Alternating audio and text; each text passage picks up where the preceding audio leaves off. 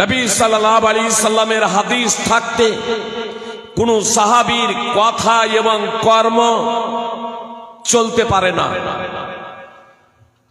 দ্বিতীয়ত, এখানে 20 ভিতরে যেটা 10 বা 8 ভরা আছে বলে গলাবাজি অনেকেই করে থাকে। কথাটা খুব মনোযোগ দিয়ে শুনুন।